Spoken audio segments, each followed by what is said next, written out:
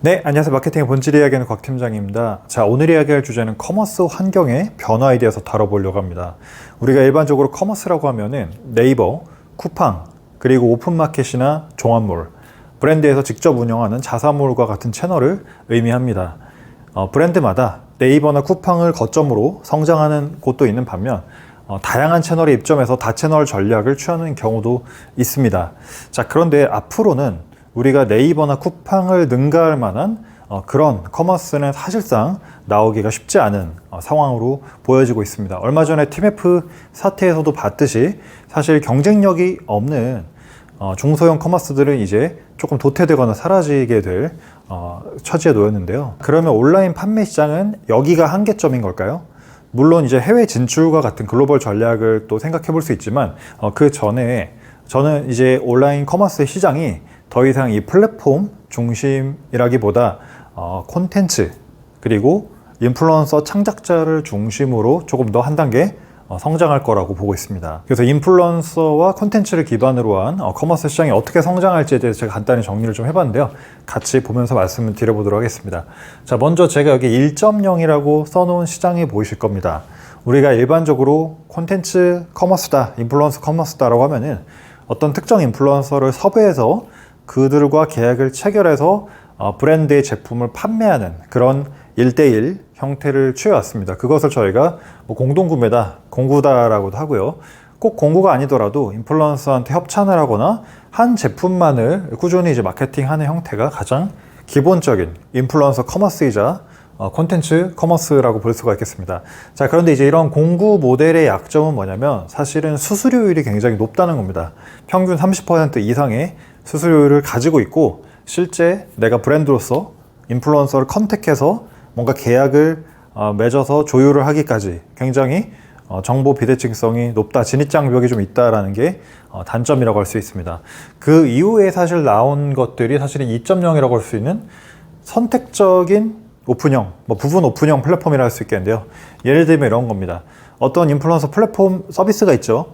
거기에서는 광고를 하고 싶은 인플루언서도 있고 광고를 주고 싶은 브랜드도 있습니다. 그럼 둘이 서로 만나서 누군가가 이제 신청을 하고 이 브랜드가 신청자를 검토해서 컨펌하는 그런 체계를 가지고 있습니다. 자, 그런 경우에는 사실은 장점 자체가 정보 비대칭성이 좀 해소됐기 때문에 서로 만나기가 쉽고 비용도 합리적으로 진행이 가능하다라는 장점이 있습니다. 하지만 단점 같은 경우에는 그만큼 신청자가 많아지면서 인플루언서에 대한 수준, 이런 변별력이나 영향력이 조금 떨어질 수 있다는 게 약점으로 생각될 수 있겠습니다. 자, 그리고 여기서 한 걸음 더 나아가서 제가 이제 3.0이라고 이름 붙여봤는데 완전 오픈형이라고 이름을 붙여봤습니다. 이 방식 같은 경우에는 말 그대로 인플루언서가 다양한 브랜드를 자유롭게 선택해서 어떤 컨펌이라든지 이런 의사결정을 꼭 득하지 않아도 자유롭게 자기가 이제 광고라든지 판매 활동을 진행할 수 있고 브랜드 입장에서도 사실 더 폭넓은 인플루언서들한테 접촉이 가능한 그런 모델이라고 할 수가 있겠습니다. 자, 이러한 방향을 따르고 있는 것이 현재 지금 유튜브 쇼핑이라고 할 수 있습니다. 올해 이제 유튜브 쇼핑에 두 가지 변화가 있었는데요. 첫 번째로는 유튜브와 카페24가 제휴를 맺어서 이제 유튜브만의 그런 이제 쇼핑몰을 오픈을 한 게 이제 첫 번째고요. 두 번째는 이제 유튜브 크리에이터 자체가 자기가 만든 몰만 광고를 할 수 있는 게 아니라 내가 원하는 브랜드의 제품을 골라서 이제 광고를 할 수 있게끔 이제 변화하는 그런 모습을 보이고 있습니다. 자, 그런데 이제 이게 왜 중요한 포인트인지에 대해서 제가 설명을 드릴 텐데요. 현재 우리가 인플루언서 기반 커머스, 콘텐츠 커머스라고 하면은 그게 사실은 SNS 서비스를 중심으로 생각해 볼 수 있습니다. 대표적인 게 인스타그램이 있는데요.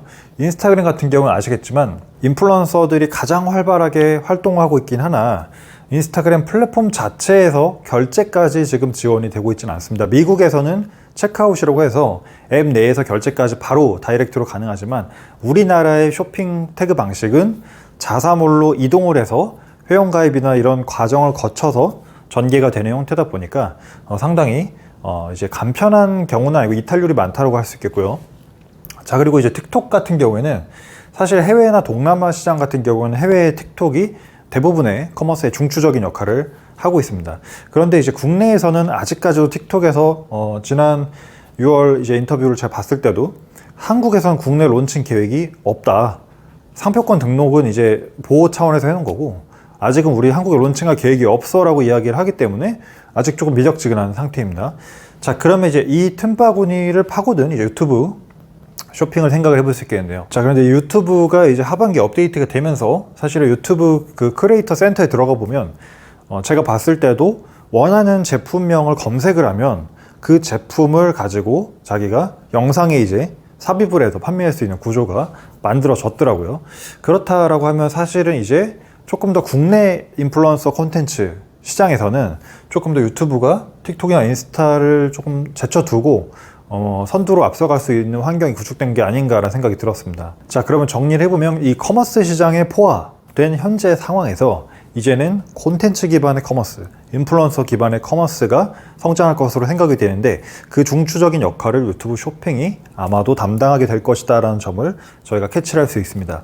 자, 그러면 이러한 상황에서 브랜드에서 준비해야 될 것, 챙겨야 될 것은 어떤 것들일까요? 제가 3가지 정도로 정리를 해봤습니다.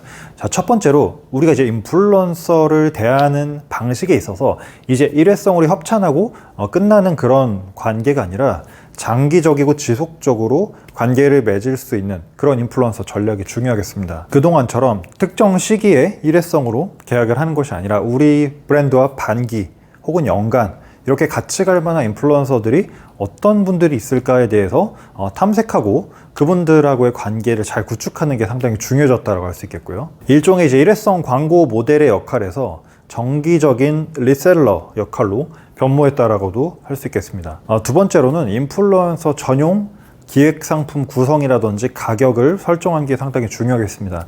만약에 브랜드 자사몰에서 판매하는 똑같은 제품 구성하고 가격을 가진 제품이 있다고 해보겠습니다. 사실 그거를 굳이 인플루언서랑 협업해서 진행할 필요가 있을까요? 사실 자사몰에서 사는 거랑 크게 다르지 않을 것 같습니다. 자, 그렇다고 하면은 고객이 매력적으로 느낄 수 있을 만한 인플루언서 협업 전용 제품 구성, 전용 가격에 대한 구성이 상당히 중요한 역할을 한다고 볼 수 있겠습니다. 특히 이제 인플루언서가 가진 어떤 특성이나 속성을 담은 어떤 스페셜 키트, 뭐 굿즈 이런 거를 같이 저희가 엮어서 인플루언서 한정 기프트 세트라든지 이렇게 엮는다든지 인플루언서만이 가진 고유한 컬러를 가지고 우리 제품에 녹여내는 것도 상당히 중요한 포인트라고 저는 생각을 합니다. 자, 세 번째, 이제는 우리가 중장기적으로 인플루언서 마케팅을 하게 된 만큼 인플루언서 마케팅을 끌어나가는 파트너십 그리고 가설 검증에 대한 절차도 상당히 중요하겠습니다.